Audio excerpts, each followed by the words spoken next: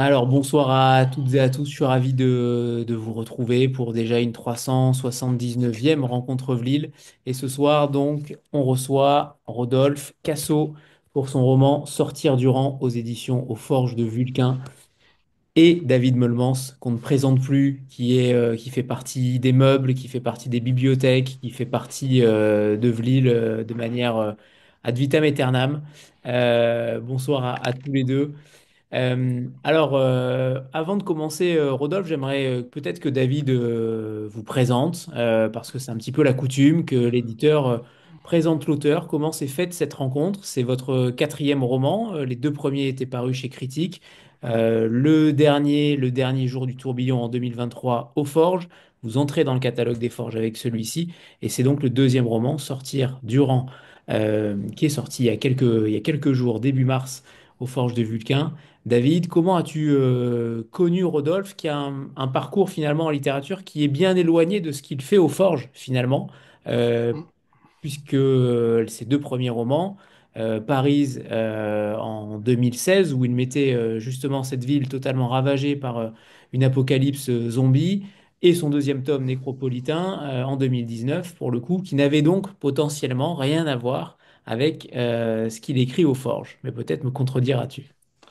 Euh, alors, s'il y a une grande cohérence, il y a plusieurs éléments de cohérence dans l'œuvre de Rodolphe Cassot, même si effectivement ces deux premiers romans étaient des romans d'imaginaire pur, des romans de zombies. Moi, je suis très fan des films de zombies, mais côté roman de zombies, il n'y en a pas des tonnes en dehors de World War Z, et encore, c'est une sorte de recueil de nouvelles. Et au Forge, on a Sonacero de Gilberto Villarroel, qui est à mi-chemin des vampires et des zombies. Euh, mais les grands axes de cohérence de l'œuvre de Rodolphe, c'est que il a une passion pour la ville comme lieu de sociabilité, mais aussi lieu d'anonymat. C'est lié à ça, c'est-à-dire que c'est un auteur à personnages, et ce qui réfléchit beaucoup sur les liens entre les personnages. Et donc, dans ces quatre romans, ces deux axes, qui sont en fait les deux faces de la même pièce, se retrouvent toujours. Après, la manière dont on s'est rencontrés, je n'ai pas un souvenir très précis, donc je vais peut-être inventer, et après Rodolphe me corrigera. Moi, j'ai d'abord rencontré comme auteur, tout simplement parce qu'on m'avait recommandé ses romans. Alors moi, j'ai d'abord lu Nécropolitain, qui était le deuxième, puis Paris. C'était des romans que j'ai beaucoup aimés. En fait, c'est des romans d'imaginaire et ce sont des romans remarquablement écrits. Il y a une sorte de fougue et d'énergie dans l'écriture de ces romans qui est très impressionnante. Et il y avait des auteurs des Forges qui avaient repéré Rodolphe, qui étaient des fans de Rodolphe. Rodolphe avait commencé à écrire d'autres textes qui n'étaient pas des textes d'imaginaire et donc qui n'auraient pas leur place chez Critique, parce que Critique est un éditeur exclusivement d'imaginaire et un peu de polar, si je me souviens bien, parce que je connais leur titre imaginaire par leur titre polar. Et donc, Rodolphe m'a envoyé, je pense d'abord, le manuscrit qui allait devenir Sortir du rang. Et puis après, le manuscrit qui était le dernier jour du tourbillon. Et voilà, et on s'est très très bien entendu. Et puis Rodolphe a parfaitement rejoint l'équipée sauvage des Forges. Par moment, je me dis que comment dire, Gilles Marchand, c'est nos Beatles et Rodolphe, c'est nos Rolling Stones. Voilà, ils ont des points communs. Bon, après, je pense que l'ami Rodolphe est plus punk, voilà. Et puis, il y a des interactions avec plein d'auteurs des Forges et d'autrices des Forges. Donc voilà, je parle trop longtemps, il faut que je sois plus court. Et Rodolphe, tu peux corriger ou être plus précis, peut-être que moi. Ah, écoute, non, t'as assez bien résumé, mais moi je me souviens de la première fois qu'on s'est vu physiquement. C'était en 2019 à la soirée Babelio où je venais de sortir Nécropolitain. Ah oui, c'est vrai. Et je sais que Thomas Pock nous avait présenté, je crois. Mm. Ouais. Voilà, et ça a commencé comme ça. Et après, on s'est vu plusieurs fois en salon. Enfin, on a échangé pas, on échangeait assez souvent. Enfin, je réagissais et inversement au post Facebook de David, et c'est là que j'ai compris on était de la même génération, qu'on avait les mêmes références et que on avait un peu le même humour aussi. Qu'on aimait bien Ken le Survivant, un truc comme ça, quoi. Et voilà. Et de fil en aiguille, bah, on a fait de plus en plus connaissance. Et effectivement, comme l'a très bien dit David, j'avais, quand j'ai écrit mon troisième texte, pour moi, l'enjeu, c'était de trouver un éditeur qui saurait. Enfin, voilà, j'avais envie d'explorer d'autres formes, d'autres genres. Et c'est vrai que j'ai pensé à David parce que il connaît à la fois le monde de l'imaginaire, la littérature de l'imaginaire qu'il édite lui-même, et il connaît d'autres littératures de genre qu'il édite aussi. Donc pour moi, c'était un peu naturel de faire, de faire appel à lui et je l'ai littéralement appelé un jour au téléphone. C'était encore le confinement, je crois. On était vers la fin du confinement. On en avait passé enfin, c'était en mai, je crois, ou en juin. Bref, 2020. Et c'est là que je lui ai dit, bah écoute, j'ai un texte à t'envoyer si tu as envie de le lire. Et puis voilà, ça a démarré comme ça. Et il l'a lu. Et je l'ai lu, hein, je l'ai lu. Ah oui, t'as raison, c'était Thomas Spock, en fait, auteur aux forges, traducteur de poésie, poète lui-même, euh, qui, euh, qui nous a présenté, hein. Ouais, ouais. Et justement, Rodolphe, par rapport à votre œuvre en général, on a l'impression que là aussi, vous sortez du rang après le virage critique, finalement. Finalement, comment vous matérialisez votre œuvre? Est-ce que il y a véritablement un style Rodolphe Casso? Est-ce qu'au contraire, vous explosez finalement tous les genres?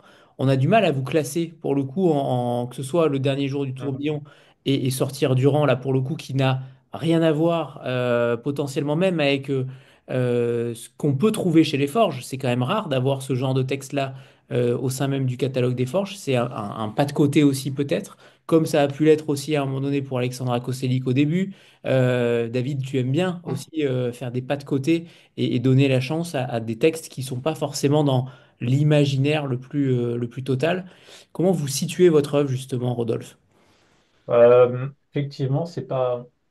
C'est-à-dire que je jamais raisonné en termes comment dire, de filon, d'œuvre même dans sa globalité. Enfin, pour moi, il faut que ce soit. Je trouve la force d'écrire dans l'aspect ludique.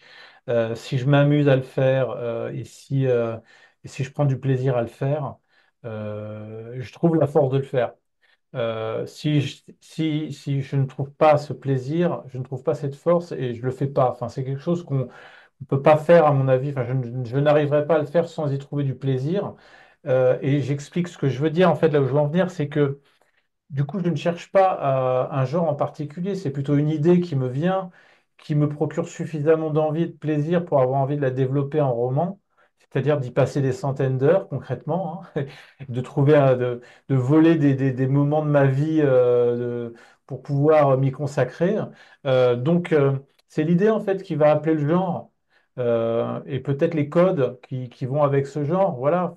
Euh, donc, c'est pas. Il y a quand même des fils rouges, comme l'a dit très bien David. C'est-à-dire que dans mes quatre romans, je pense on trouve effectivement des décors urbains, même si Sortir du rang est un peu une exception, puisque pour la première fois, je choisis un décor rural, montagnard même, mais il y a quand même un peu de ville là-dedans, on part des Tours de la Défense et on traverse Perpignan aussi à un moment. Donc, il y a la ville, comme l'a dit très bien David, il y a aussi des personnages de marginaux. Ça, je pense que ça traverse tous les livres que j'ai écrits. Il y a de l'alcool aussi, il y a toujours un bar dans, dans mes bouquins. Je trouverai toujours un rat d'un moment ou un autre. Voilà, donc je pense qu'il y a des fils rouges, j'ai des centres d'intérêt, mais après, j'en fais pas une homogénéité littéraire. Bah, moi, encore une fois, c'est l'idée qui va définir le genre. Quand j'avais envie de faire un roman sur Paris, à l'origine, je voulais écrire un roman sur Paris, et comme j'étais dans une phase très post-apocalyptique et qu'en même temps, j'avais un peu des comptes à régler avec cette ville où je suis né, bah, j'ai écrit Paris et Nécropolitain.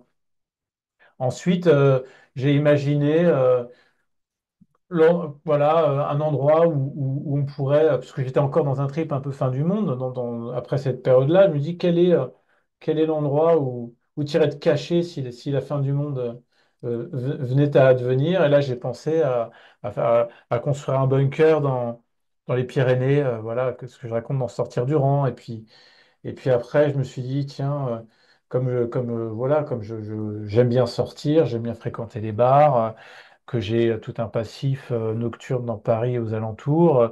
Entre-temps, je me suis dit, tiens, ce serait marrant de faire un huis clos. En fait, c'était un genre que je voulais attaquer, c'était le huis clos. C'était pas en soi raconter une histoire dans un bar, c'était plutôt que j'aimais l'idée de raconter une histoire dans un bar, dans un quartier en voie de transformation, de gentrification. Là encore, c'est les questions urbaines qui m'intéressent. Et puis, il y avait la forme du huis clos qui s'appelait à moi, qui s'imposait à moi. Donc, c'est plutôt, voilà, dans le Sortir du rang, on est plutôt dans l'ordre du roman noir, où je me suis pas mal inspiré d'œuvres d'auteurs type Jean-Patrick Manchette. Dans le dernier jour du tourbillon, bah, c'est un huis clos.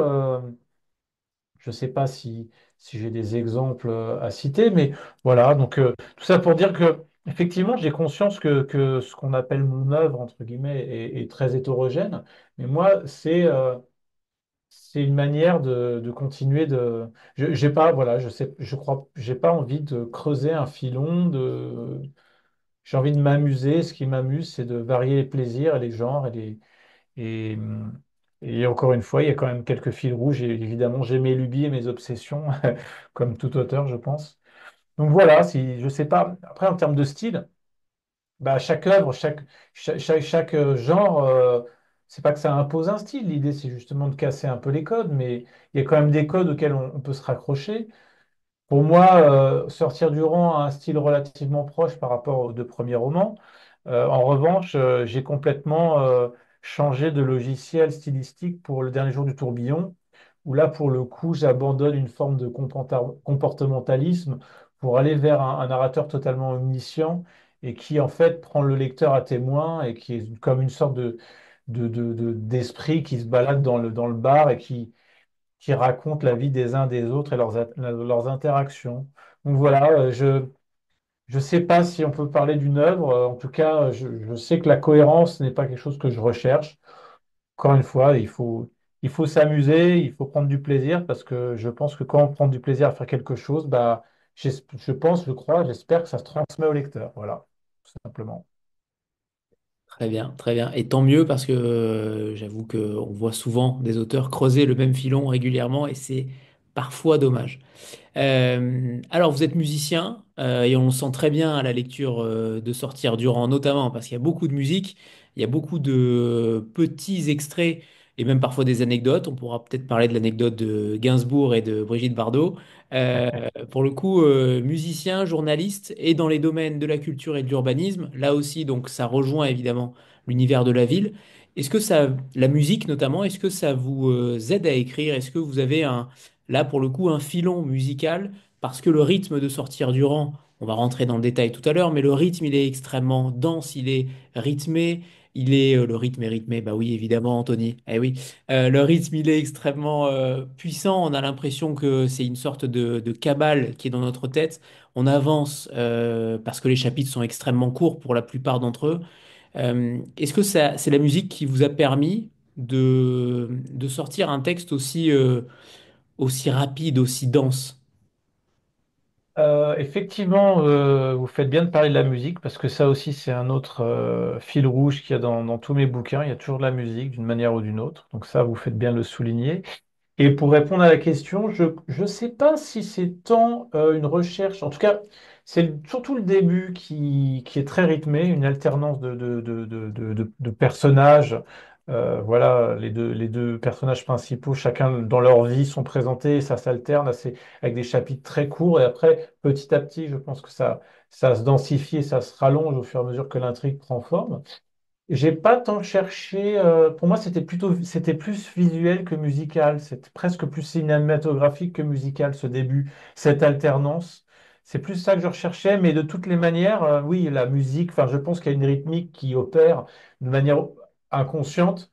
Euh, Voilà, sachant que pour moi, la musicalité de ce que je fais se retrouve plutôt dans les dialogues, à mon avis. Mais en tout cas, c'est pas, j'ai pas structuré ce roman comme, comme on structurait, en tout cas, dans une logique musicale. C'était pas, en tout cas, peut-être, ou inconsciemment, ouais. Je sais pas. L'autre point visuel, vous avez parlé du cinéma, c'est clairement cinématographique puisque les scènes sont extrêmement rapides. Je pense notamment à cette intrusion dans ce camp de gitans où on a l'impression que les balles et les coups pleuvent de manière très visuelle. Et puis c'est tout au long du récit finalement que vous abordez cette question du plan séquence presque, ou en tout cas de caméra à l'épaule. Dans toutes les scènes d'action, il y a véritablement un jeu d'acteurs. On a l'impression qu'il y a véritablement des acteurs et non plus des personnages dans vos romans. Est-ce que est-ce qu'il y a une matière cinématographique en vous? Est-ce qu'il y a une influence du scénario? Je ne sais pas si vous avez travaillé dans le cinéma ou pas, mais on a l'impression que c'est un véritable scénario qui est totalement revisité de manière romanesque. Alors, moi, actuellement, je travaille pour une revue d'urbanisme, mais avant, je travaillais pour un magazine de cinéma, effectivement. Donc, je suis assez cinéphile.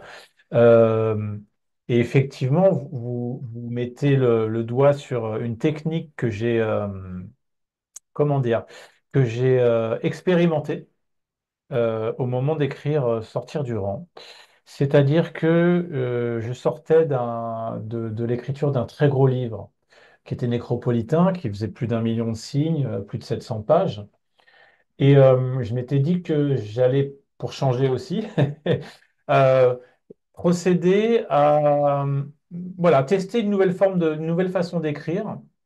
Et comme je disais tout à l'heure, comme mon idée de roman noir s'apparentait un peu à une ambiance à la Jean-Patrick Manchette, qui fait des romans très courts, très nerveux, donc qui est un auteur des années 70 qui utilisait enfin, qui faisait partie de ce courant qu'on appelait le behaviorisme ou le comportementalisme, qui consistait en gros à quelque chose d'extrêmement synthétique dans la mesure où les personnages, on ne les comprend, on n'est jamais dans leur tête, on ne les comprend, on comprend leur caractère et leur but et ce qu'ils font et pourquoi ils le font que par voilà, ce qu'ils font, leurs actes et ce qu'ils disent.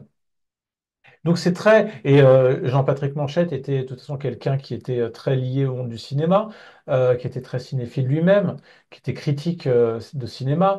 Donc je me suis dit, tiens, je vais écrire un scénario. Je vais d'abord commencer mon roman sous forme de continuité dialoguée, comme on le dit. En fait, le scénario tel qu'on l'imagine, intérieur jour, euh, il avance dans la pièce, Bob, file-moi une clope. Voilà, le scénario tel qu'on l'imagine, ça s'appelle le terme technique consacré dans le milieu, c'est la continuité dialoguée. Donc je me suis dit, je vais faire une continuité dialoguée de toute cette histoire qui sera la charpente. Et une fois que j'aurai fait ça, que j'aurai mon histoire, et ben donc ce sera hyper sec, puisqu'il y aura juste des descriptions et des dialogues.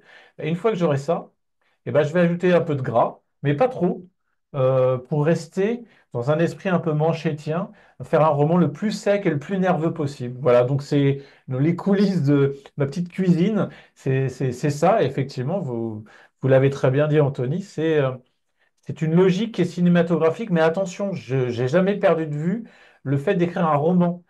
Sortir du rang n'est pas un scénario, c'est un roman et c'est pas un roman que j'ai écrit pour Netflix. Contrairement à ce qu'on peut lire ici ou là, de plus en plus, il y a très gentiment, il y a des gens qui disent, ah oui, alors ce roman, ça me fait penser, on dirait une série Netflix. C'est pas l'idée. Moi, c'est pas que ça m'intéresse pas, mais c'est pas le but en soi de faire des séries Netflix. C'est des romans. Il faut défendre un roman en tant qu'œuvre à part entière. C'est pas un scénario de film ou une série Netflix. C'est un roman, Sortir du rang. Voilà. Et ça, j'y tiens. Donc, c'est tout ça pour dire qu'effectivement, malgré l'aspect cinématographique, ça reste, c'était plutôt dans les coulisses et dans la manière de le fabriquer le roman. Mais vous avez eu raison de le souligner. Ouais, et c'est vrai que les deux Alors, on aimerait bien le voir également adapté à un moment donné, hein, bien entendu, mais c'est vrai que c'est frappant de voir à quel point vous tenez le visuel, le visage de chaque personnage. On a l'impression de les voir sans faire non plus des trop grandes descriptions. C'est ça qui est intéressant, c'est que je trouve que il n'y a pas tant de descriptions que ça, et en même temps, le simple geste que vous mettez par écrit arrive à nous emmener directement dans un certain univers. Et ça, je trouve que c'est plutôt rare de côtoyer ce genre de choses, un langage extrêmement direct qui nous fait penser à une scène, à un geste, à une action de manière extrêmement rapide, sans forcément la décrire par 50 synonymes. Oui, bah je pense, cette logique comportementaliste qui opère à ce moment-là. Je pense que, enfin, j'ai jamais été hyper partisan de faire des descriptions ultra détaillées des personnages, de leur physique. Je pense qu'il suffit de donner quelques éléments et qu'après le lecteur fait son imagination ou fait le reste. J'aime bien, quand c'est possible, faire la moitié du chemin et laisser le lecteur faire l'autre moitié et on se rencontre au milieu, parce que je pense que en tant qu'être humain, on a voilà, de langue française, de références européennes. Déjà, on a suffisamment de points communs pour pas avoir besoin de tout redécrire, de rebattre toutes les cartes. Alors peut-être que si quelqu'un d'Asie ou d'Amérique du Sud me lit, peut-être il manquera de repères, j'en sais rien, peut-être pas, j'en ai aucune idée. Mais en tout cas, je considère que voilà, il faut. J'aime, j'ai un aspect, je suis un peu fétichiste sur certaines descriptions, plus d'objets ou de lieux. Par exemple, dans le dernier jour du tourbillon, je suis hyper fétichiste sur la manière dont je décris le bar, euh, tous les petits objets disséminés. Et je sais que c'est des trucs qui peuvent parler aux gens aussi, parce que c'est quelque chose qu'on rencontre, c'est des lieux communs au sens propre du terme. Voilà, dans Sortir du rang, et peut-être dans mes autres romans, effectivement, je pense que il faut. Je le fais naturellement, c'est pas forcément un calcul, mais c'est une question de dosage. Donner des détails, mais pas trop. Moi, je me souviens de trucs, voilà, quand. En fait, c'est plutôt de la littérature classique qui nous a habitués à des descriptions extrêmement précises d'un physique, d'un visage. C'est très bien, hein, je suis très client de ce type de littérature, mais bon, c'est pas la mienne. C'est pas la mienne, et puis. Je pense que je crois que ça suffit et que je crois qu'il faut toujours ménager un espace pour l'imagination du lecteur, pour qu'il puisse faire sa propre idée, son propre film, sa propre vision, sa propre description d'un personnage, parce que les personnages que je décris, c'est des personnages qu'on rencontre partout, quoi, ou qu'on a déjà vus, qu'on a déjà. Voilà, c'est pas, j'invente rien, hein, j'ai pas créé des personnages particulièrement originaux. C'est juste que l'originalité, j'essaie de la trouver ailleurs, quoi, voilà. Alors, de quoi parle Sortir du rang? On va y venir, puisqu'on parle d'Almeria Vidal, une responsable de communication dans une multinationale, qui se retrouve face à une découverte particulière qui nous tient en haleine tout au long du livre. Pour le coup, une découverte professionnelle qui va remettre en cause ses fondements, notamment de l'univers professionnel. Et ce problème va donc la pousser, ça se passe très vite d'ailleurs, la descente aux enfers, ou en tout cas la fuite de cette femme-là avec cette clé USB notamment et avec ces documents confidentiels. Tout bascule très vite puisque la multinationale, évidemment, souhaite les récupérer ou en tout cas souhaite potentiellement éliminer le problème. À côté de ça, on a d'autres strates narratives et c'est ça qui est très intéressant, c'est qu'on a d'un côté la fuite d'Almeria, de l'autre la solitude d'un ermite potentiellement mystérieux qui est dans un bunker, de l'autre qui est dans les montagnes de la Pinoza. Je crois que c'est ça, Pinoza. Alors, le site qui Le site, l'occupe, c'est la Pinoza. ouais, ça s'appelle la Pinoza, ouais. Voilà, et puis de l'autre côté, on a encore deux autres strates qui se lient alors d'une manière fluide comme rarement. On a la chasse à la femme, et non pas la chasse à l'homme pour le coup, la chasse à la femme de ce groupe d'individus mandatés par l'organisation, des individus particuliers aussi, qui sont plutôt, on va pas dire bras cassés, mais en tout cas, ils manquent de finesse. Clairement, ils manquent de finesse dans leur approche, notamment quand ils vont dans n'importe quel lieu ce sont des bourrins, concrètement. Ils y vont franco. Pour le coup, ils réfléchissent pas tant que ça à chaque situation. Par contre, ils sont très bien informés. Pour le coup, ils ont des informations de la PJ parce que l'un d'entre eux a fait partie de la PJ, et que, il y a aussi une question de nouvelles technologies, de géolocalisation, et de savoir finalement que on est traçable à n'importe quelle heure de la journée avec ses achats. Et puis la quatrième strate, qui est historique pour le coup, dans les années 1940, pendant la Seconde Guerre mondiale, avec un certain René Horthy, avec cette résistance contre les nazis que vous mettez en exergue de manière régulière au cœur du roman. Évidemment, on n'en dira pas plus. Ce qui va être très délicat pour vous, Rodolphe, là, c'est d'expliquer finalement d'où vient ce roman sans finalement dévoyer ce que vous dites en postface. Ça va être très délicat. Je pense qu'on ne peut pas le révéler parce que c'est un cliffhanger, à mon sens, extrêmement puissant. Je ne sais pas si vous souhaitez en parler ou pas. J'ai pas imaginé ça comme un cliffhanger, mais Non, et on le ressent. On c'est ressent justement. plutôt que, en fait, si ce que je dis à la toute fin, dans la note de l'auteur, est révélé au tout début, je crois que ça ça peut un peu perturber le lecteur, ça peut un peu l'orienter vers quelque chose sur lequel je ne souhaitais pas l'orienter. Pour moi, en fait, c'est juste qu'il y a il y a des éléments, sans tout dévoiler, mais il y a des éléments que je raconte qui sont en lien avec une histoire familiale.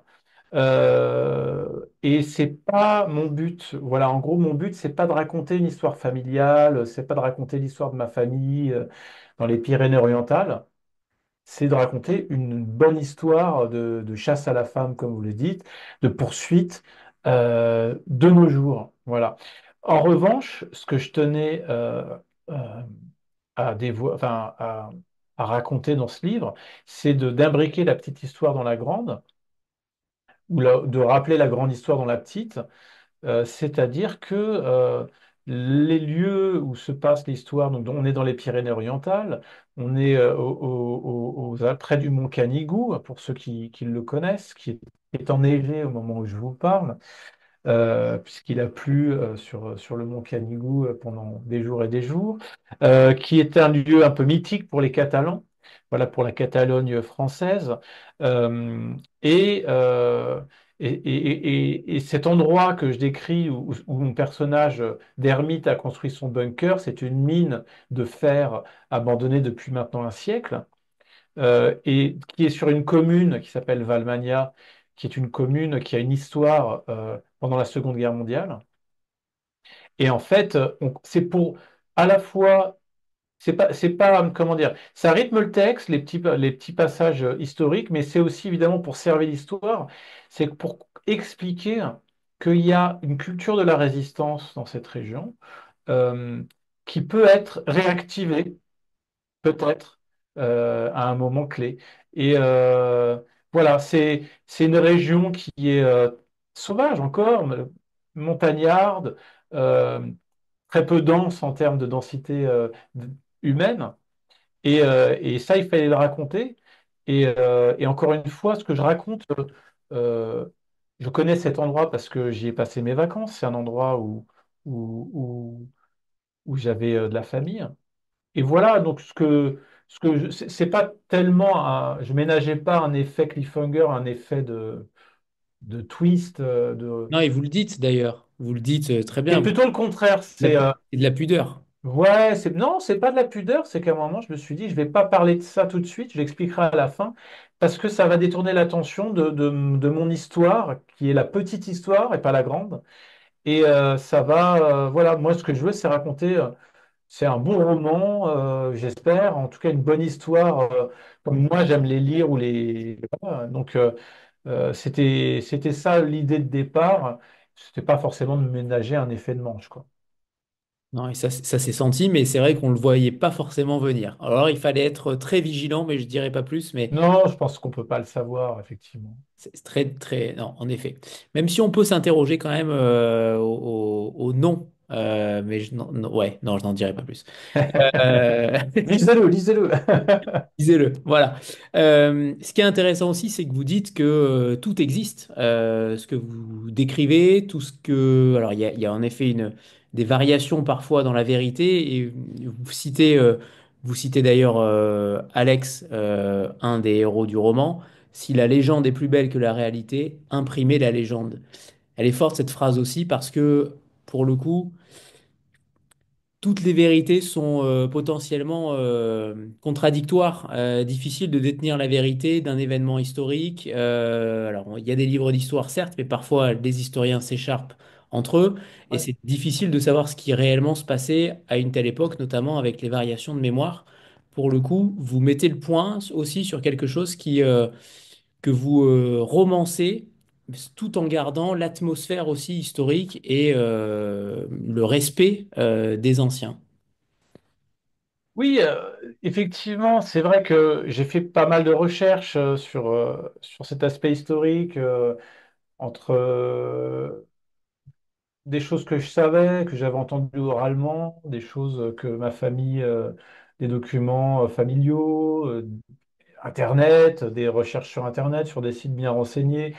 Et parfois, on tombe sur des choses, sur des chiffres qui sont un peu différents, sur des événements qui sont racontés avec des détails un peu différents. Effectivement, faut avoir conscience que l'histoire, elle est souvent racontée, relatée par des gens qui ne l'ont pas vécu.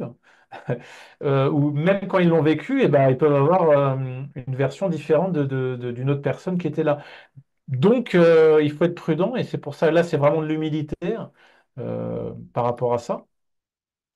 Et effectivement, la notion de véracité des faits, elle est importante pour moi puisque je suis journaliste et que il faut quand même, il y a pas de vérité absolue. Il y a des vérités pour chaque personne. Il y a des vérités individuelles probablement, des vérités collectives. On essaye d'en créer, mais voilà, c'est plus des idéaux qu'autre chose. C'est pas des vérités, je pense. En tout cas, cette notion de vérité, il faut être prudent. Voilà, euh, il faut parler à plusieurs personnes sur un même événement, voilà, comme on le fait dans le journalisme, pour laisser là encore le lecteur se faire sa propre opinion d'un événement, voilà. Et effectivement, cette fameuse phrase qui n'est pas de moi, hein, quand la légende est plus belle que l'histoire, imprimer la légende, ça c'est le contraire de ce qu'il faut faire en journalisme. Mais c'est bien de le faire en roman, au contraire. Je pense que faut pas hésiter à forcer le trait. Ça, c'est le contraire du journalisme où là, on peut se faire plaisir, on peut raconter, hein, voilà, on peut se forcer le trait. Mais ça, encore une fois, c'est sur l'aspect fictionnel que j'exerce ça. Sur l'aspect historique, je suis prudent et j'essaie d'être très factuel et ce qui vraiment produit, il y a des choses, des événements qui se sont vraiment produits, qui ont été relatés, voilà, d'une manière diverse selon les sources. Et pour la petite info, j'ai fait des recherches sur cette expression que je connaissais depuis longtemps. Voilà, quand la légende est plus belle que l'histoire, imprime la légende. Je me dis, mais en fait, d'où vient cette expression? Si ça vous intéresse, eh bien, sachez qu'elle vient du film de John Ford, L'homme qui tua Liberty Valance. Voilà, c'est dans des dialogues, à un moment il y a un échange et il y a un des personnages qui balance ça. Et c'est une très belle phrase et c'est un très bon film.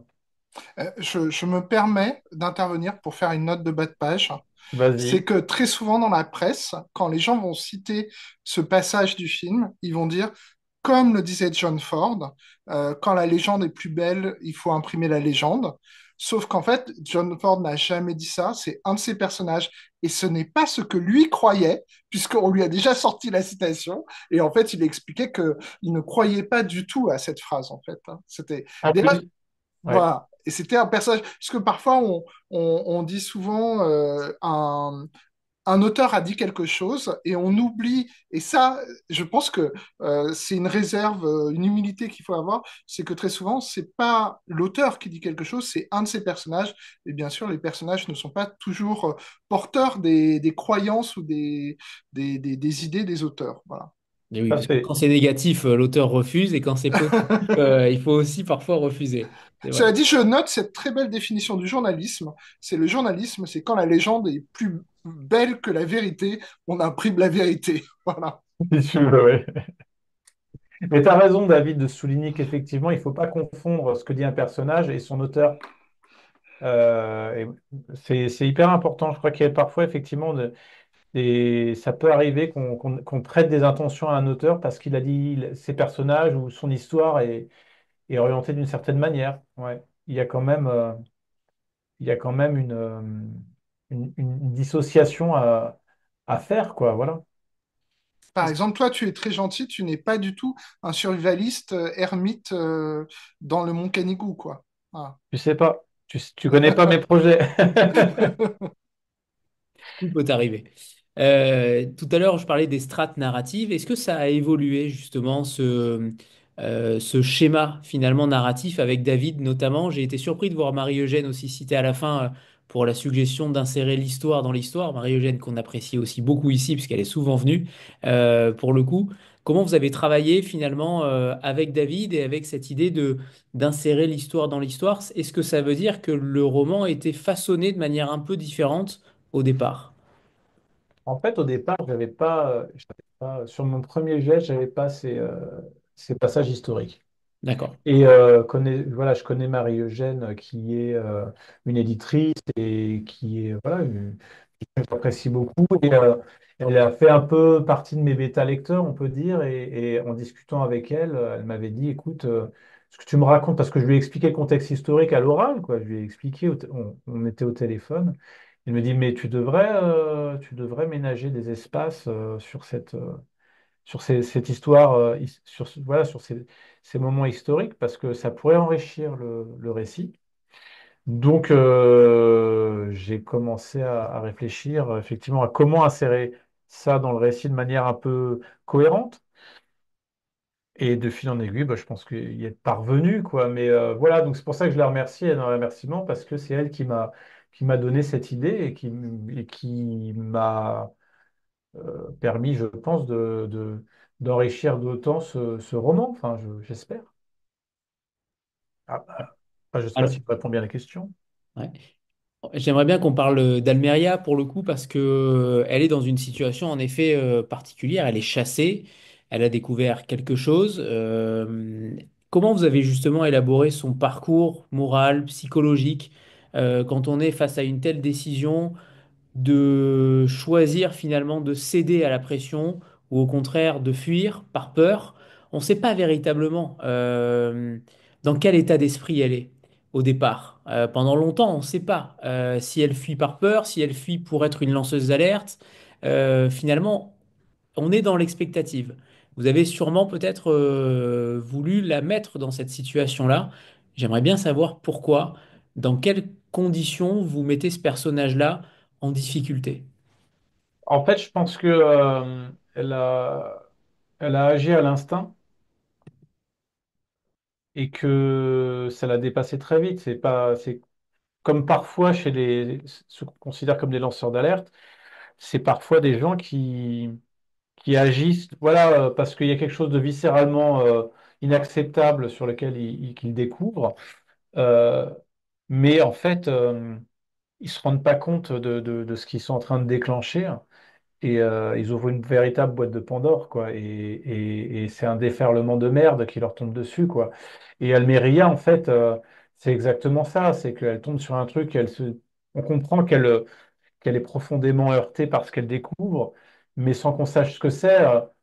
Les événements s'enchaînent tellement vite qu'en fait, qu'on n'a même pas le temps de découvrir tout de suite ce qu'elle a découvert. Je ménage exprès euh, le fond de cette découverte parce qu'en fait, elle est rattrapée tout de suite. Tout s'enchaîne, elle est obligée de fuir, elle prend ses jambes à son cou et elle finit, et c'est tout juste si elle finit pas à poil dans la montagne sans plus d'affaires. Non, mais j'exagère à peine. Voilà, donc c'est pour ça. Elle sort du camp de gitans sans affaires et sans voiture Ah d'ailleurs. bah ouais, littéralement, elle a plus rien, quoi.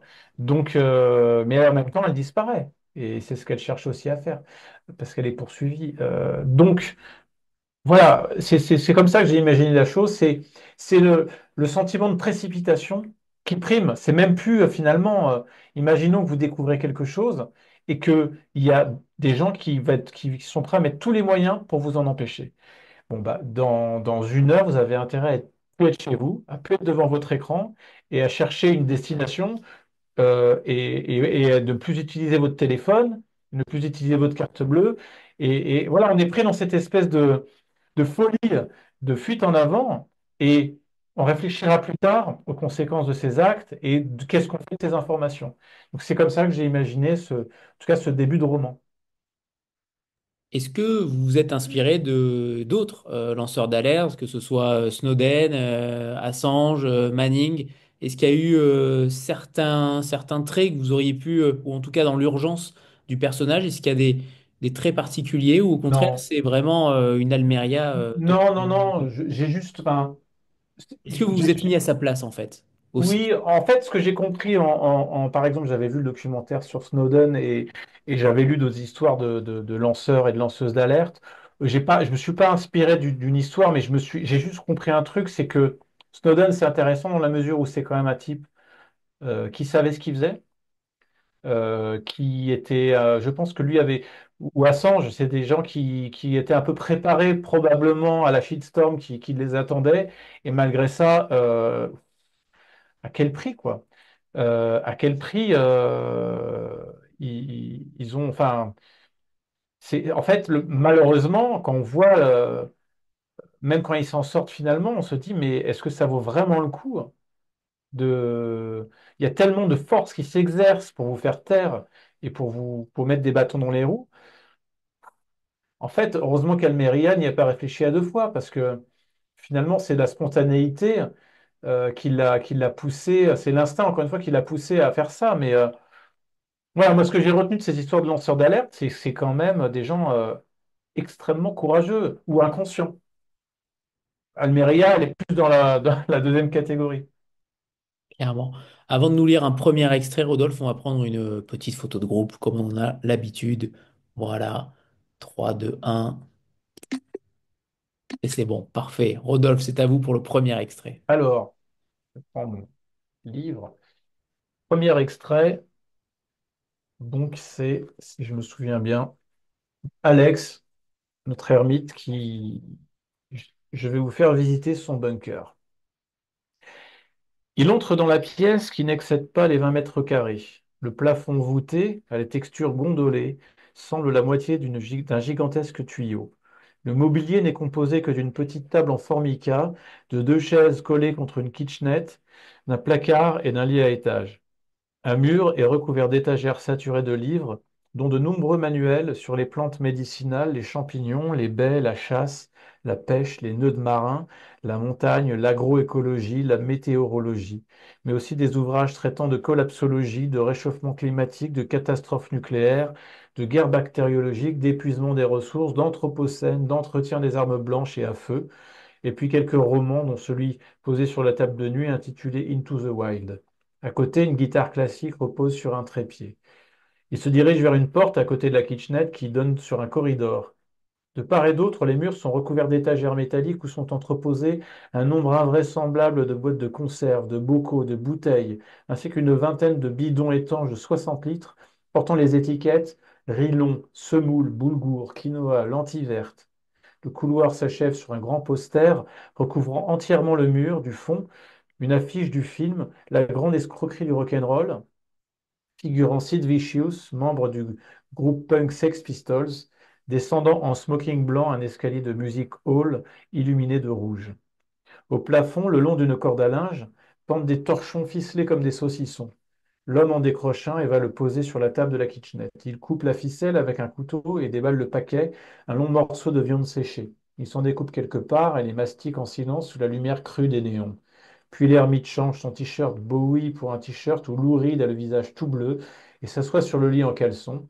Il attrape la guitare posée non loin et gratte un accord mineur. Là, il repose aussitôt l'instrument, ouvre son lit, se glisse sous la couverture en laine et tend le bras pour actionner un interrupteur, plongeant le bunker dans le noir absolu. Alors, comme pour se bercer, il se met à fredonner une chanson de Simon and Garfunkel, celle qui parle de silence et de ténèbres. Merci, Rodolphe.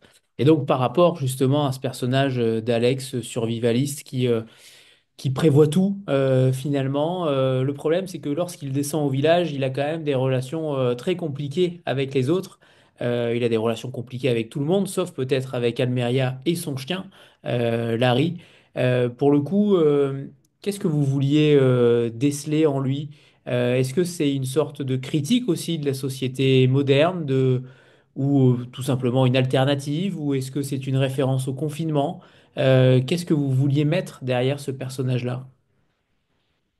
Euh, alors, je dévoile pas tout parce qu'on va apprendre des Non. choses sur ce personnage, mais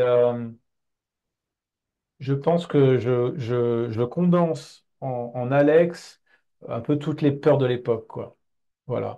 Euh, En plus, quand j'ai écrit ce roman, euh, quand j'ai imaginé ce roman, il n'y avait pas encore le Covid. Évidemment, j'ai ajouté c'est un peu incontournable. Donc, c'était quand vous êtes survivaliste, vous ne pouvez pas ne pas aborder le Covid, ce qui s'est passé, le confinement, mais il n'y avait pas encore eu la guerre en Ukraine. C'est-à-dire qu'il y a même un moment où je me suis dit, quand la guerre en Ukraine a démarré, et qu'on a commencé à reparler de la peur du nucléaire, je me suis dit, mais en fait, mon personnage est en train de devenir limite trop crédible. Moi, je voulais le faire passer pour un fou à la base, un mec qui, euh, qui a peur de tout, qui a peur que voilà, qui vit seul parce qu'en fait, il arrive plus à se socialiser et en plus, il a vraiment peur de tout. Et finalement, je me suis dit, merde, la peur du nucléaire, à un moment, j'évoque la question nucléaire subrepticement dans un passage, peut-être dans un dialogue, et je me dis, bah en fait, c'est presque plus une peur, enfin, c'est presque plus une peur fictive, c'est en train de redevenir un peu comme au vieux temps de la guerre froide, une menace réelle. En tout cas, voilà, je pense que en Alex, c'est la peur bactériologique, c'est la peur nucléaire, c'est la peur de l'autre aussi, c'est presque aussi un peu de l'agoraphobie, c'est c'est la peur des êtres vivants, c'est la peur de la société. Voilà, c'est un peu un personnage presque caricatural, mais après on comprend pourquoi il s'est isolé du monde. C'est des raisons plus humaines et plus personnelles et moins caricaturales, mais c'est ça en fait que je voulais.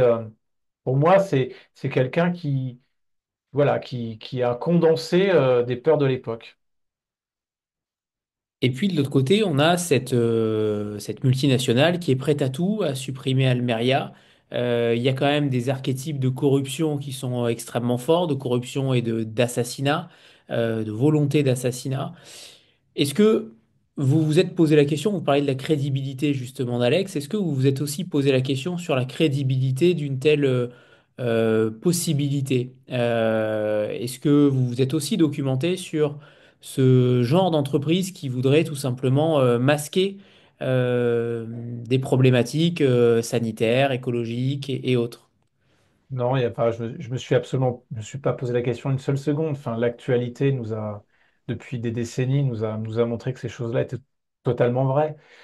Des multinationales, alors attention, je suis pas en train de dire que toutes les multinationales sont forcément capables de ça, mais évidemment, on connaît les histoires de Monsanto depuis l'agent Orange.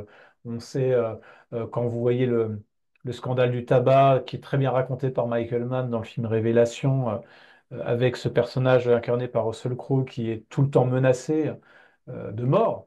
Euh, Vous voyez ce qui se passe encore actuellement avec ce que fait Total en Afrique, qui n'hésite pas à faire appel à des mercenaires pour, euh, pour ses projets d'extraction pétrolière.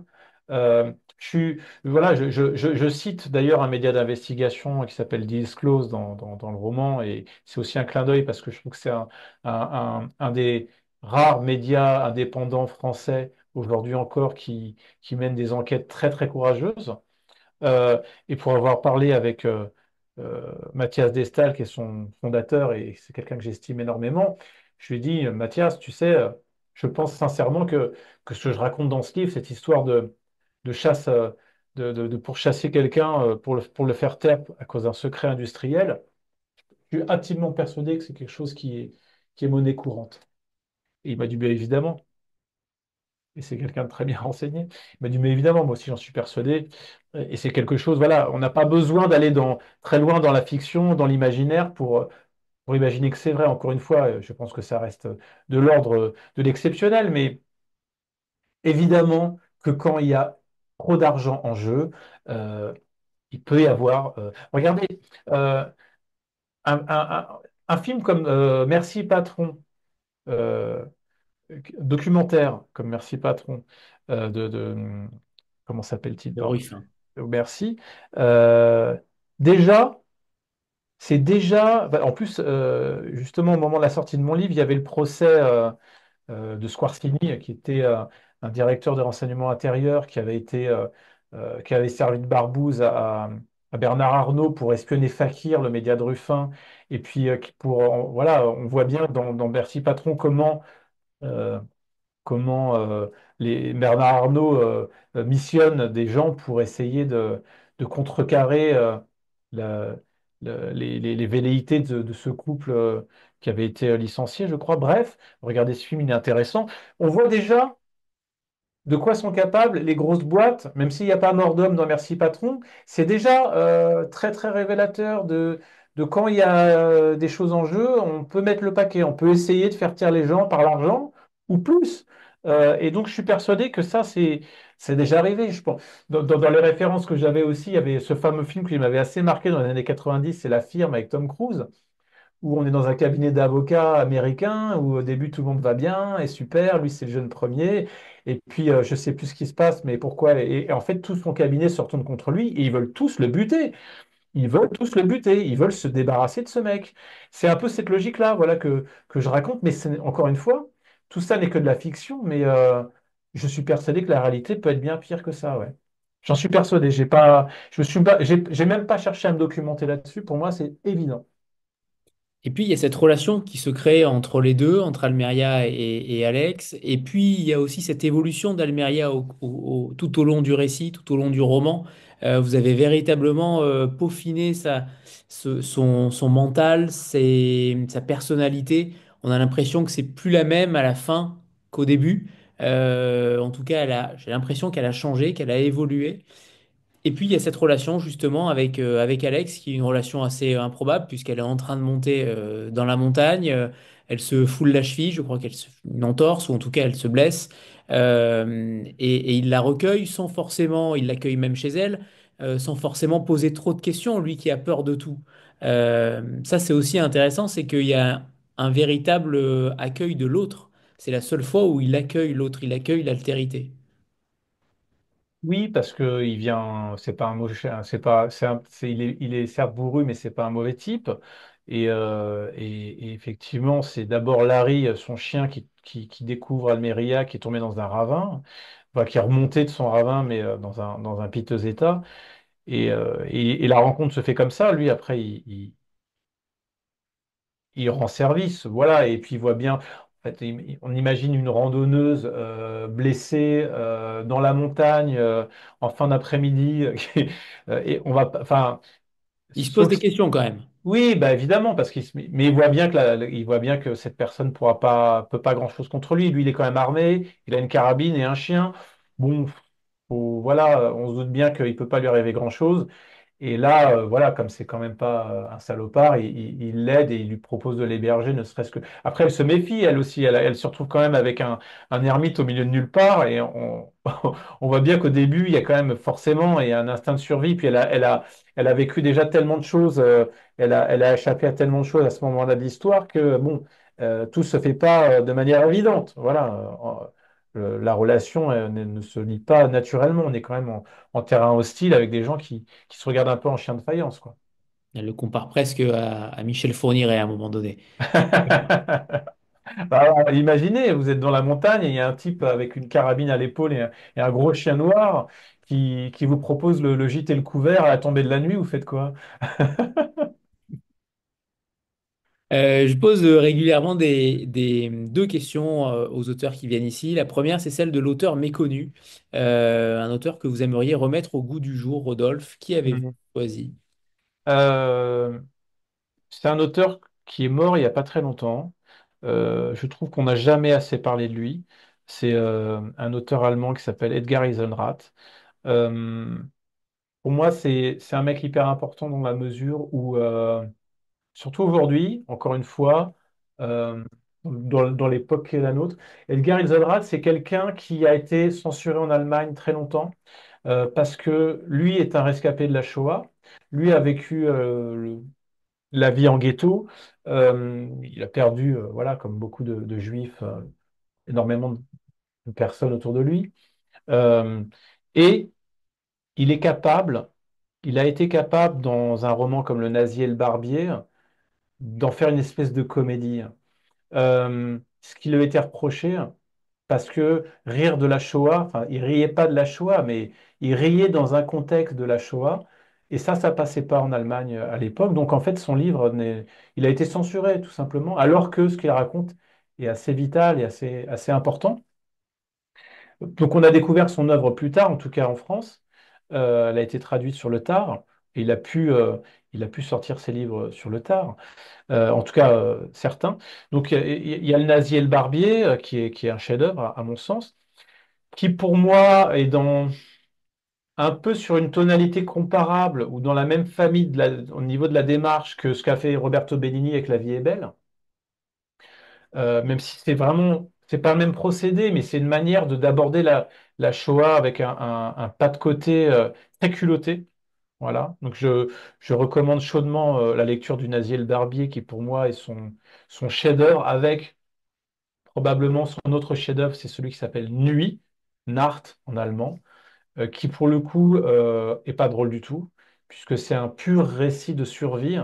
C'est la survie d'un type dans un ghetto pendant la Deuxième Guerre mondiale, dans un ghetto qui se situe en Roumanie. Et là, pour le coup, rien ne nous est épargné. Si vous voulez savoir ce que c'est que la survie, un roman de survie, c'est Nacht, c'est Nuit qu'il faut lire.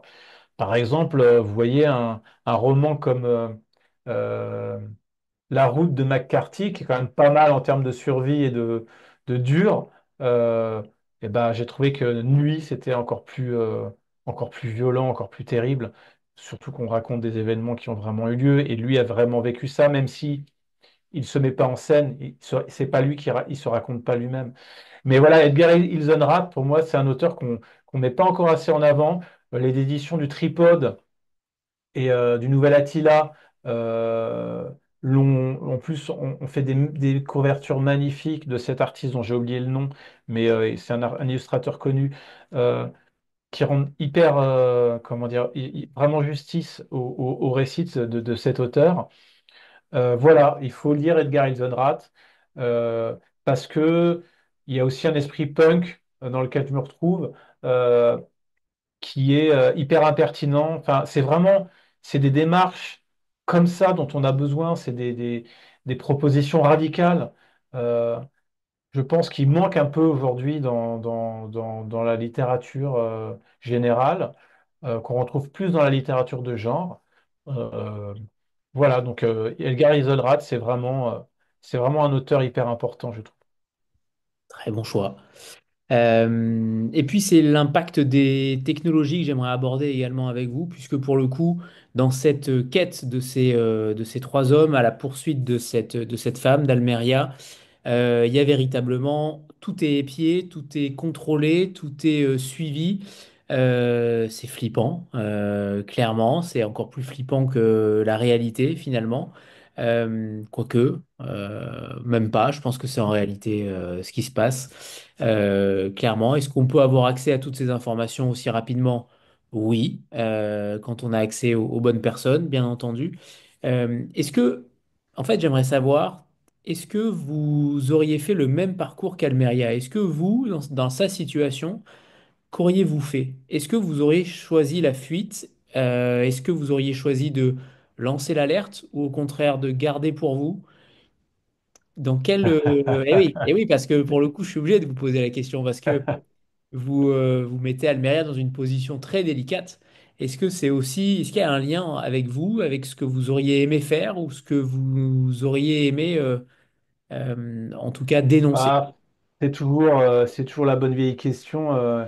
Et toi, pendant la guerre, qu'est-ce que tu aurais fait? Tu aurais été collabo, tu aurais été résistant, ou tu n'aurais rien fait, tu aurais attendu que ça passe? On n'en sait rien tant qu'on n'est pas confronté à la situation. En fait, c'est le moment de vérité.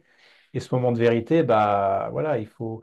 C'est pour ça que euh, j'ai une citation au début du livre de Jean Moulin, qui pour moi est intéressante dans la mesure où il dit: «Je ne savais pas que c'était si simple de faire son devoir quand on est en danger.» C'était dans une lettre qu'il écrivait à sa famille.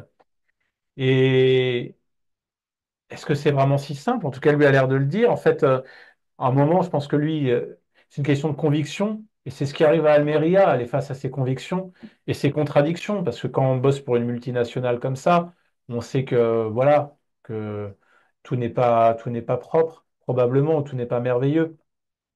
On travaille pas pour Greenpeace, je veux dire, hein, ou la WWF. Euh, donc, euh, moi, ce que j'aurais fait, j'en sais rien. En bon père de famille, j'aurais peut-être euh, mis ça sous couvercle et je serais peut-être pas, j'aurais peut-être détourné le regard. Peut-être que, voilà, après, en tout cas, il faut rappeler qu'Almeria, le parcours qu'elle fait. C'est parce qu'elle va vers l'Espagne, parce qu'elle est elle-même d'origine espagnole, qu'en fait, elle cherche en fait à retrouver son pays, là où elle a des appuis peut-être, et de la famille, en tout cas pour trouver de l'aide. Bon, moi, je ne sais pas si je serais allé là-bas, mais en tout cas, si j'avais cherché à me planquer, je pense que je serais allé peut-être aussi à Valmagna, dans le, dans le village de Valmagna, où j'aurais peut-être trouvé de l'aide, allez savoir, parce qu'il y a cet esprit de résistance qui existe là-bas, dans la région. En tout cas, qu'est-ce que j'aurais fait moi à sa place? Ben, en fait, je crois que l'honnêteté, c'est de dire que j'en sais rien. Peut-être rien, mais la vérité, c'est que j'en sais rien. Parce qu'encore une fois, je crois que il y a un moment, il y a des moments dans la vie qui, peut-être que ça n'arrive jamais, mais parfois on est confronté à quelque chose où on a un choix à faire. Parfois, on peut se surprendre soi-même, et parfois, on peut ne pas se surprendre soi-même. Et voilà, être quelqu'un comme tout le monde, hein. On n'est pas des héros ni des super-héros, voilà. Par rapport à justement à Valmagna et par rapport à cette région géographique, au-delà de cet esprit de résistance, on a l'impression qu'il y a toujours cette montagne qui est là comment dire, en mur, un peu comme dans Game of Thrones.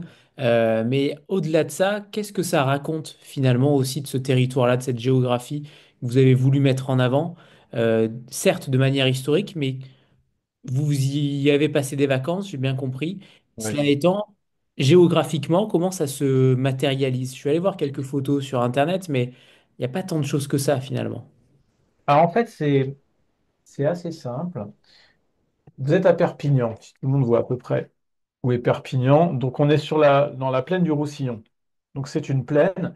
Euh, Vous roulez vers l'ouest 40 minutes le long d'une rivière qui s'appelle la Tête, accent circonflexe T.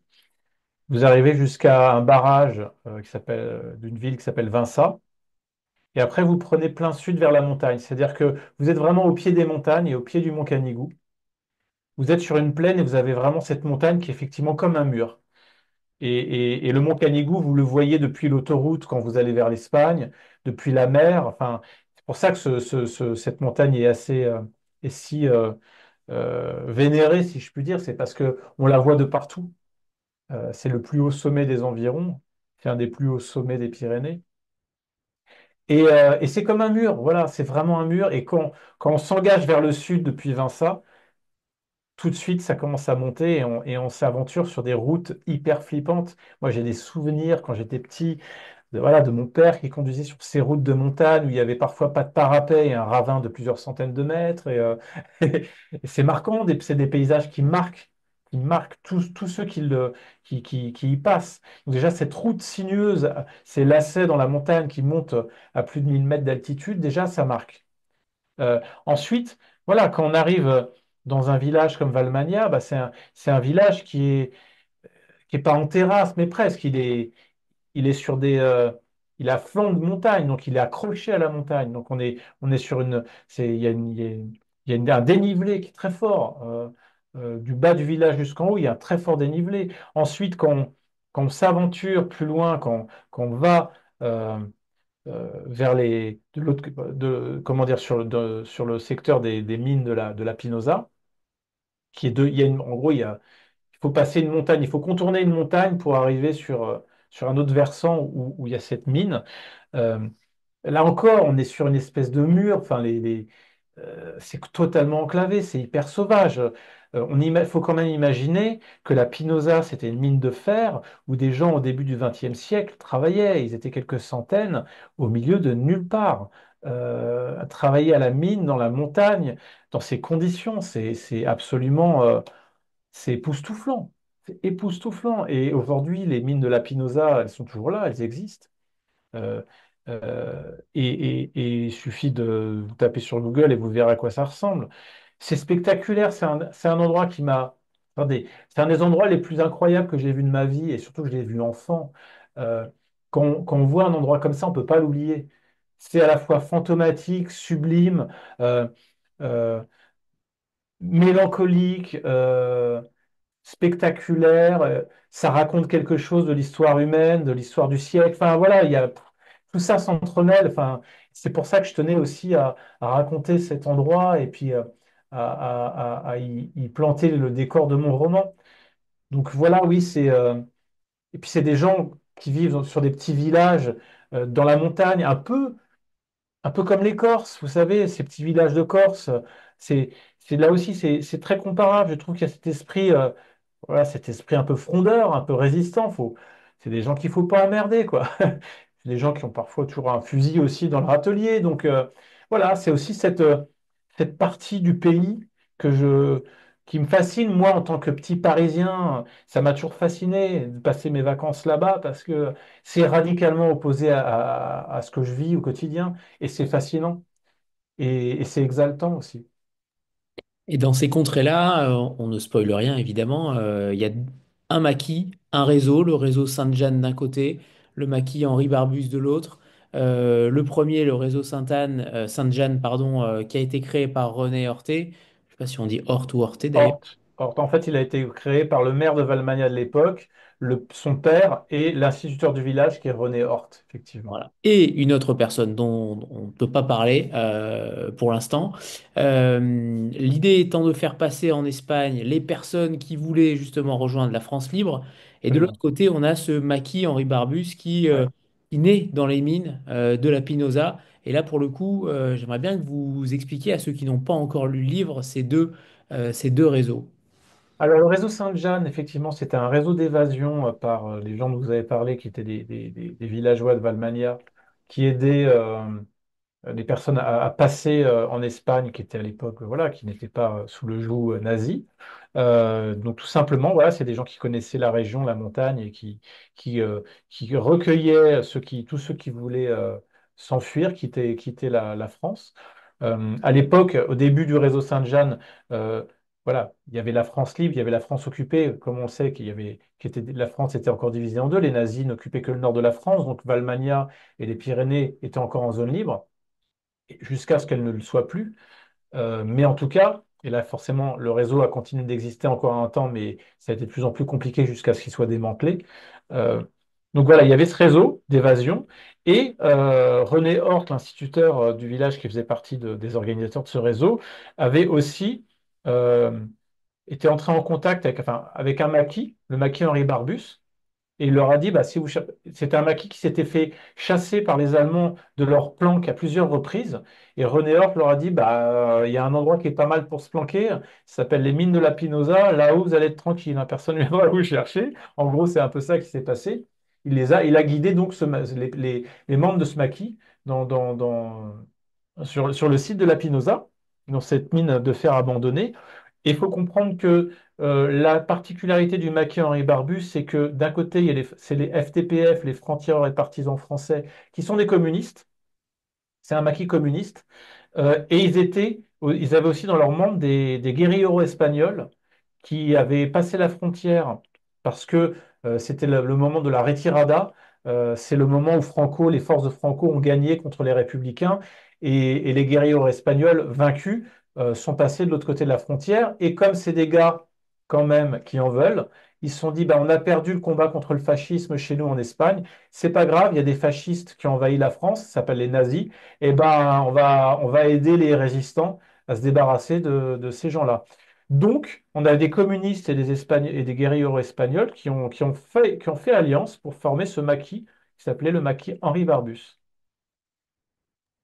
Parfait, très Et bien. effectivement, j'ai vu que dans les commentaires, quelqu'un a fait mention du camp de Rivesaltes.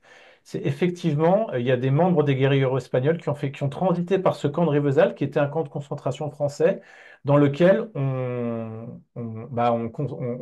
comment dire, on mettait les Espagnols qui passaient la frontière et qui était un camp qui n'était pas un camp de concentration allemand non plus, c'était pas non plus, voilà, mais c'était un camp très dur où il s'est passé des choses historiquement pas très reluisantes pour la France.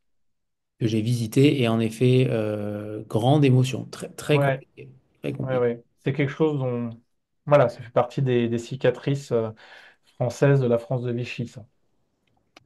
Est-ce que vous... alors, ma deuxième question récurrente, c'est celle du personnage de fiction dans lequel vous aimeriez vous incarner pendant 24 heures. Et si vous étiez dans ce rôle de personnage-là de fiction, peu importe, hein, cinéma, littérature ou autre, est-ce que vous changeriez sa destinée? Qui avez-vous choisi, Rodolphe? Euh, En fait, c'était pas tant pour l'incarner, quoique c'est un personnage qui est forcé, qui est probablement très intéressant, mais qui doit être, ça doit pas être très agréable d'être dans sa tête. Je pensais à l'inspecteur Javert des Misérables, dont j'ai toujours un petit peu regretté la fin, puisque bon, ouais, je vais peut-être spoiler ceux qui qui connaissent pas Les Misérables, mais je pense que on spoil personne, tout le monde connaît. L'inspecteur Javert, en fait, à la fin, c'est quelqu'un qui est voilà, qui est vraiment droit comme la justice et il pourchasse Jean Valjean, il en fait une affaire personnelle, cette espèce de bagnard qui, pour lui, a toujours été du mauvais côté de la loi et il est persuadé qu'il fait partie de ces gens qui pensent que quand on a franchi quand on a franchi le Rubicon, on ne revient pas en arrière, et quand on est hors la loi un jour, hors la loi toujours, et quand il découvre en fait les valeurs de Jean Valjean et que finalement il se rend compte que c'est pas une ordure, que c'est un type valeureux, que c'est un type courageux et que c'est un type bien, que lui, il lui a pourri la vie, il a passé son temps à lui pourrir l'existence, et ben il se jette dans la Seine, il se suicide. Et je me suis dit, c'est dommage parce que l'inspecteur Javert, c'est quelqu'un justement avec cette pugnacité et avec cette droiture. S'il avait rejoint la cause, il aurait pu être quelqu'un de foutrement efficace et de terriblement valeureux lui aussi. Si, voilà, si, mais il a pas supporté ce renversement des valeurs. Et je trouve toujours que j'ai toujours été marqué par le fait qu'à la fin, il se foutait en l'air. Donc si c'était à refaire, bah, si je pouvais réécrire l'histoire de Javert, à la fin, bah, il monterait sur les barricades avec les autres et voilà, il rejoindrait la cause. Il Anthony, est-ce sortirait. que je peux faire une remarque? David, tu interviens quand tu le Non, souhaites. non, parce que moi, je bois les paroles de Rodolphe. En fait, je trouve très éloquent sur le canigou, sur la Deuxième Guerre mondiale, donc j'interviens le minimum. Mais je voulais vous raconter une toute petite histoire, puisque Rodolphe, tu regrettais la mort de Javert. Ouais. Moi, et que tu voulais pas spoiler pourtant, mais tu sauras que chaque fois que je fais un cours d'édition, enfin très souvent, il m'arrive de raconter une histoire éditoriale qui est très connue, qui montre une spécificité du droit de l'édition en France, enfin du droit moral français. C'est que, en fait, en 2001, les éditions Plomb ont décidé d'écrire une suite aux Misérables, et notamment Javert revient à la vie. Voilà. Comme dans une bonne série américaine. Et Voilà. Et donc, il n'était pas mort. c'était exactement ça. Il sort de l'eau et voilà. Et en fait, les héritiers Victor Hugo, qui sont toujours vivants, Hmm. ont poursuivi Plomb. Et c'est allé jusqu'en cour de cassation et c'est en 2008. Donc finalement, ça a été assez rapide parce que ça n'a duré que 8 ans, en fait. Il a Hmm. été déterminé que, certes, le droit moral était perpétuel. Alors là, je dis ça alors qu'Anthony, je pense, a des compétences de droit nettement plus étendues que moi. Mais ce que je dis, et là, il va être horrifié quand il va découvrir ce que je dis à des étudiants. Ça va. Et il comprendra beaucoup de choses sur l'édition et sur la faible connaissance qu'ont les éditeurs sur les questions juridiques. Mais en fait, en 2008, la décision a été que certes, le droit moral est perpétuel, mais que les héritiers Victor Hugo avaient déjà beaucoup galvaudé eux-mêmes la marque Victor Hugo en vendant ça pour faire des stylos ou des choses comme ça. Et que donc finalement, après 7 ans, les deux romans ont pu sortir. Et voilà, c'est un peu mythique parce que Plomb avait finalement euh, été condamné quand c'est sorti. Ils ont dû récupérer les exemplaires. Et de mémoire, quand ils ont eu enfin le droit de les publier, ce qu'ils ont surtout gagné, c'est qu'ils se sont fait rembourser pas mal de frais par les héritiers Victor Hugo, mais je pense pas qu'ils aient vraiment sorti les livres à la fin. Voilà. Ça doit pouvoir se trouver peut-être quelque part. Je vais voir si je vous raconterai lors d'un prochain épisode si j'ai trouvé Les Misérables 2, voilà, quelque part. Le retour Voilà, de Javert. c'était ça, voilà. Là, vous avez pris, Rodolphe, la voix des inconnus, là, je vois. Oui, c'est Ouais, ça. Rambo 2, le retour. Oui, on a les mêmes références. Victor Hugo et les inconnus. Voilà, notamment, et Ken le survivant.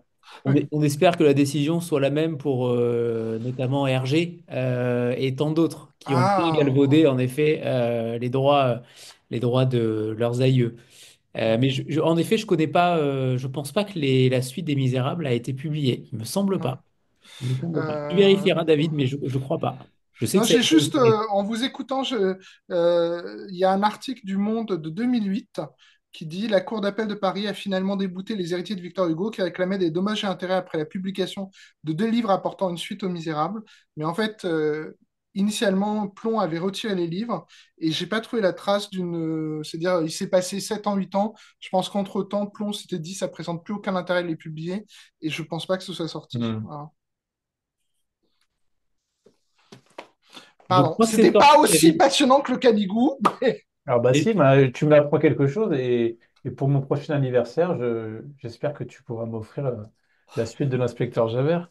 et je crois que c'est sorti, hein, je viens de les trouver, hein. Ah, Bon bah d'accord. voilà. Alors, je crois que c'est François Céreza qui a fait Cosette. Voilà, Les Ah, Misérables, la suite. Tu vérifieras ouais. Ah, rapidement, mais d'accord. à vérifier.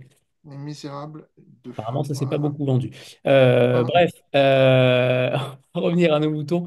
Rodolphe, est-ce que vous êtes déjà en train de travailler sur autre chose? Est-ce que vous allez aller encore sur un univers différent? Et ma deuxième question sous-jacente, c'est sortir du rang, ça veut dire quoi pour vous? Est-ce qu'il y a une définition particulière qui s'adapte au langage de Rodolphe Casso?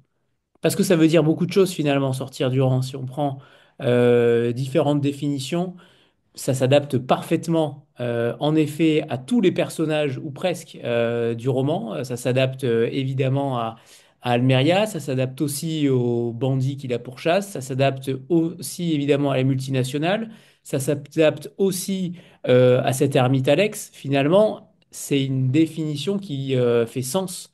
Mais pour vous, qu'est-ce que ça signifie? Est-ce qu'il y a une limite à ça? Pour moi, alors, ce que ça signifie, je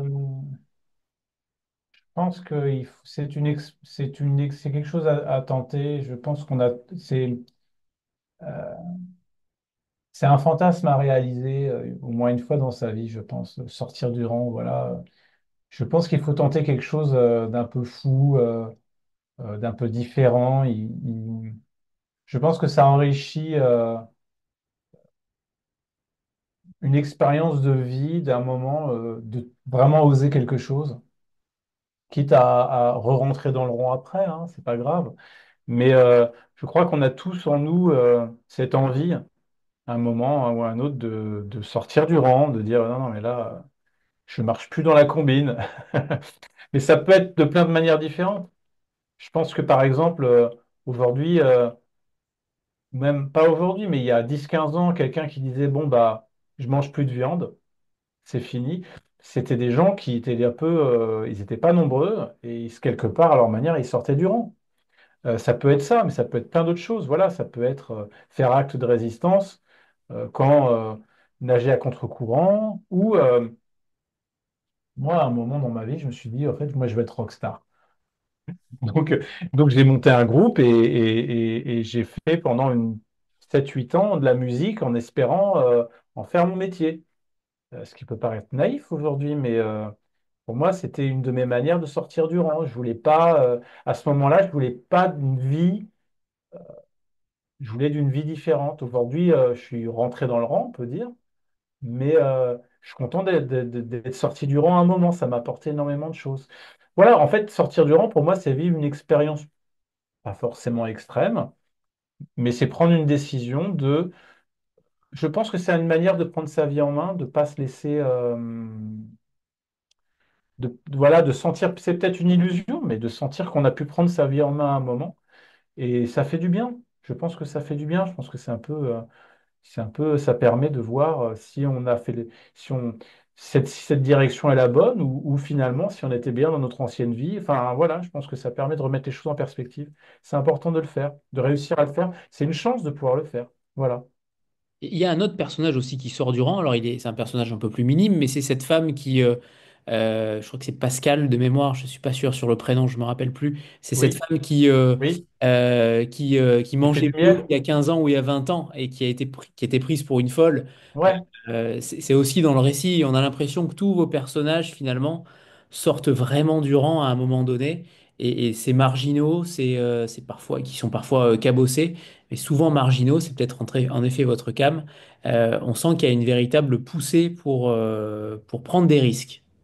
Voilà. Ouais, c'est ça, ouais, je pense que je sais pas pourquoi je suis attiré par les personnages de marginaux parce que finalement je peux pas dire enfin je fréquente des originaux dans ma vie, j'ai toujours été attiré par des gens un peu originaux souvent mais des vrais marginaux c'est je sais pas, c'est je trouve que c'est des gens qui leur vie en soi est déjà un roman, c'est déjà extrêmement romanesque. Euh, Attention, je dis pas ça d'une manière romantique, hein, ça peut être absolument dramatique. Mais je sais pas, c'est toujours quelque chose. En fait, au-delà de la marginalité, il y a aussi la notion de lose qui m'a toujours. J'ai toujours aimé les personnages qu'on prenait pour des losers. Euh, Alex peut en faire partie, peut être considéré comme tel, et d'autres. Et dans beaucoup de mes romans, voilà, moi, mon premier roman, mes héros, c'était des clochards, c'est des SDF. Donc, c'est quand même la loose de la loose, hein, c'est aux yeux de la société. Je sais pas, j'ai toujours été attiré par ça, les gens qui sont pas des losers, mais qu'on considère comme tels. Parfois, sortir du rang, c'est aussi passer pour un loser, alors qu'en fait, vous faites quelque chose qui est bien pour vous.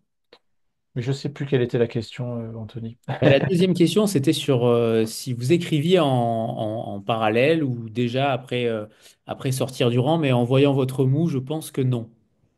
En fait, ça, c'est une conversation que j'ai eue avec David il n'y a pas longtemps.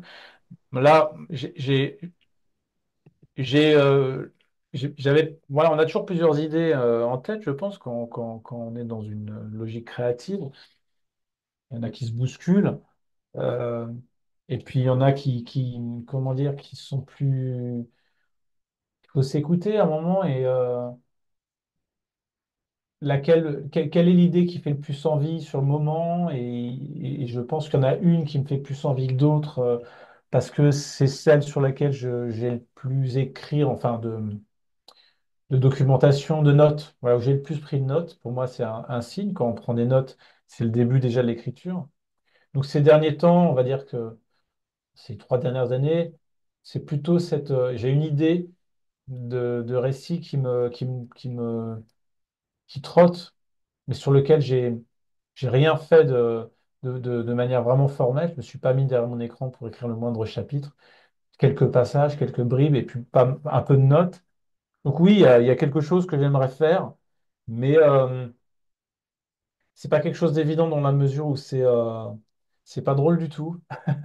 C'est un sujet qui est très lourd, qui est très plombant, euh, qui parle à tout le monde. Euh, donc je sais, au début, je pense que maintenant je pourrais le faire, mais au début, je me suis même posé la question, est-ce que tu aurais envie vraiment d'écrire un truc là-dessus, quoi? Donc voilà, déjà, je pense qu'aujourd'hui, je pourrais. Euh, Ce serait, voilà, si on peut considérer Sortir du Rang comme dans la veine du roman noir, là, ce que j'imaginerais écrire, ce serait très, très noir. Euh, et je sais même pas s'il y a encore de la place pour l'humour dans ce genre de récit, parce que j'essaie toujours d'en mettre un petit peu, même dans les trucs un peu dramatiques. Donc voilà, alors je sais que c'est une question très, enfin c'est une réponse très incomplète à votre question, mais j'en suis là en fait dans mon processus créatif. J'ai dit à David que pour l'instant j'aimerais écrire cette histoire, mais le problème c'est que voilà, il y a aussi une réalité qui est celui de la vie, le travail, la famille. Il faut aussi trouver le moment où on sent qu'on va pouvoir trouver l'envie, comme je disais au début, et la ressource pour se mettre devant un ordinateur pendant des centaines d'heures pour imaginer un récit, voilà. Et j'étais pas prêt à ça ces derniers temps, enfin, jusqu'à récemment. Je pense que de toute façon, j'avais envie de sortir le tourbillon et de sortir du rang, voilà. Et que j'avais ces deux textes-là que j'avais. très envie de sortir et grâce à David, j'ai pu le faire. Donc c'est déjà super. Maintenant, voilà, il faut que je laisse un peu passer, je Il n'y a vois rien. aussi comment, Le débat. comment, comment Sortir du rang sera accueilli aussi. Voilà, on a besoin aussi de se sentir un peu aimé, un peu désiré quand même, d'écrire pour le plus de lecteurs possible. Et j'espère que voilà, dans pas trop longtemps, j'aurai vraiment envie de me remettre au boulot, quoi. Très bien, très bien. Et en effet, c'est comme dans le roman, vous laissez planer le suspense jusqu'au bout, voilà. Non, mais c'est parce que je Non, je m'avance pas plaisante. trop. Oui. C'est parce que je veux pas non plus annoncer quelque chose que je ferais peut-être pas. Enfin, c'est compliqué de. De se projeter. Ouais, enfin, finalement, faut quand même à un moment sortir aussi des annonces marketing que certains peuvent faire. Moi, je veux être honnête avec, voilà, avec tout le monde. C'est en fait, écrire, c'est un effort. C'est du temps qu'on vole sur sa vie familiale, professionnelle parfois et autres. Euh, c'est quelque chose dont je n'ai pas pour ambition de vivre. Euh, je sais que les chances sont trop minces. Et donc, en fait, voilà, annoncer, oui, en 2026 ou 27, j'écrirai un livre qui s'appellera comme ça, qui parlera de ça. Je trouve que c'est un peu aller vite en besogne, donc je préfère être honnête. J'ai très envie, mais d'abord, je digère la sortie de ce livre. Et quand le moment viendra, eh ben, le moment viendra. Voilà, ma vie n'en dépend pas, celle des lecteurs non plus. On peut très bien s'en passer. Non, non, voilà, il faut faire ça dans les meilleures conditions possibles avec, encore une fois, ce que j'explique au début, cette envie. Je veux surtout pas me retrouver à m'engager sur un texte en y allant à reculons. Il n'y a rien de pire. Il n'y a rien de pire. Je préfère passer plus de temps avec mes enfants ou boire des coups avec des potes plutôt que de passer des soirées sur un texte à transpirer, à pleurer en disant j'y arrive pas, quoi. Voilà. C'est très honnête. C'est très Bah, honnête. il Et faut, c'est la réalité. vous écrivez peu finalement, parce que à peu près on est entre 2 et 3 ans à chaque texte, entre chaque texte, et c'est aussi ce qui fait la qualité d'un auteur, je pense. Difficile d'écrire un texte par an. À mon sens, c'est quasiment une blacklist dans mon esprit, mais pour les auteurs, j'imagine qu'écrire, c'est en effet un effort, vous l'avez bien dit. Alors, il y a une question dans le chat de Geneviève pour savoir si qu'est-ce qu'en pense David finalement aussi. Je pense que David, il est plutôt à l'aise avec ça. Bah, disons que j'ai quand même D'accord. noté que Rodolphe a dit que sa vie ne dépendait pas de l'écriture, que ses lecteurs vivraient très bien sans lui et tout ça.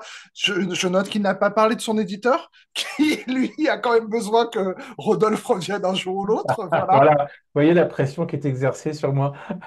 Non, mais tout à l'heure, Anthony, tu parlais de peut-être un pas de côté, mais c'est pas tant un pas de côté parce que si on regarde le catalogue des forges, à chaque fois, je veux pas faire mon Édouard Baird, mais c'est un peu des rencontres, voilà. C'est-à-dire d'une certaine façon, l'éditrice ou l'éditeur, c'est quelqu'un qui a reconnu un talent, sait que le talent est là et que, en fait, une fois qu'on commence aux forges, j'essaye de donner toutes les possibilités aux auteurs pour qu'ils restent aussi longtemps possible, qu'ils puissent se développer, grandir à leur rythme. Et donc, je sais que Rodolphe, je le suivrai où qu'il aille, en fait. Donc même si c'est un récit très très noir, même si finalement sa fantaisie l'emmène vers un truc très très léger, voilà, mais je le suivrai parce que c'est Rodolphe, parce que son honnêteté, comme il a dit, sa sincérité dans l'écriture, et voilà. Ah si, il y a déjà des auteurs qui sont partis des forges, voilà. Ah oui, mais Et publié ailleurs. Alors euh, là, sincèrement, moi, ça me dit rien, mais tu vas répondre. Mais Alors, publié ailleurs, si, si, je peux t'en citer deux, mais ça s'est fait très bien, il n'y a pas d'animosité. C'était François Zabowski, qui est parti des Forges pour le Tripode, voilà, et Jean-Baptiste de Froment, qui est parti des Forges pour les éditions Anne Carrière. Voilà. Et tous les deux ont été publiés.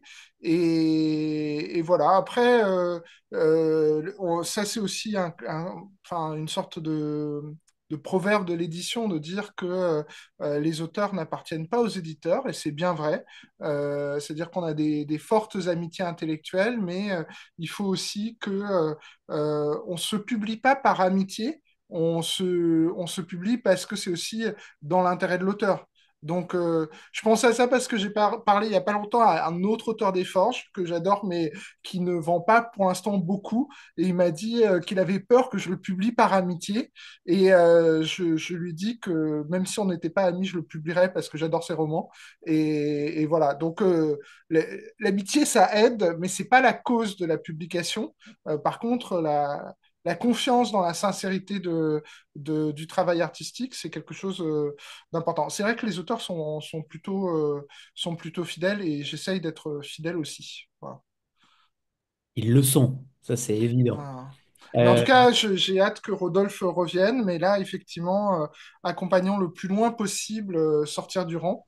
Et voilà. Et tout à l'heure, j'ai pensé à quelque chose, Rodolphe, parce que finalement, ta réponse à Anthony sur d'où ça vient, sortir du rang, qu'est-ce que ça veut dire, c'était un écho à ce que tu disais tout à l'heure sur les lanceurs d'alerte. Et je me dis finalement qu'il y a deux façons de sortir du rang. C'est quand on dit qui est volontaire et qui a une troupe devant soi qui sont en rang. On dit qui est volontaire. Il y a deux manières de sortir du rang. Il y a le moment où en fait la personne sort du rang et dit moi je suis volontaire. Et le cas Almera où en fait tout le monde recule et elle se retrouve sortie du rang, voilà, sans savoir pourquoi, parce que tout simplement, elle n'a pas reculé à un moment et que tout le monde a reculé. Mais voilà, en fait, c'est en... Enfin, j'ai envie de relire ce roman ce soir dès qu'on aura fini la discussion parce que en vous en entendant parler, je me dis, mais en fait, c'est présenté comme une sorte de roman très simple, un peu polardeux, cinématographique, et pourtant ça brasse tellement de sujets qui sont des sujets d'écologie, d'engagement, de choix personnels, le passage aussi des frontières, enfin, c'est excessivement riche, mais dans une apparente simplicité, comme c'est-à-dire que ça peut être pris vraiment comme on va passer une bonne soirée avec ces personnages hauts en couleur, il va y avoir de l'aventure, il va se passer un truc, et puis aussi on peut le relire comme un truc vertigineux sur qu'est-ce que c'est l'engagement, au lieu de fantasmer l'engagement des gens passés, qu'est-ce que l'engagement aujourd'hui en fait? Donc je Écoute, pense que je vais le relire après. Voilà. Je sens que je vais pas me coucher tôt, mais tu lis vite, eh bien, j'espère. pour que David puisse lire très rapidement, Rodolphe, c'est à vous pour le second extrait. Ah, très bien.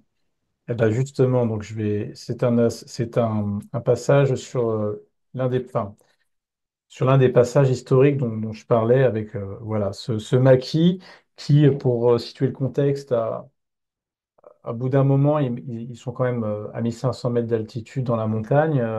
Ils boivent littéralement le lait au pied des vaches. Ils ont des problèmes de ravitaillement. Ils ont besoin d'argent.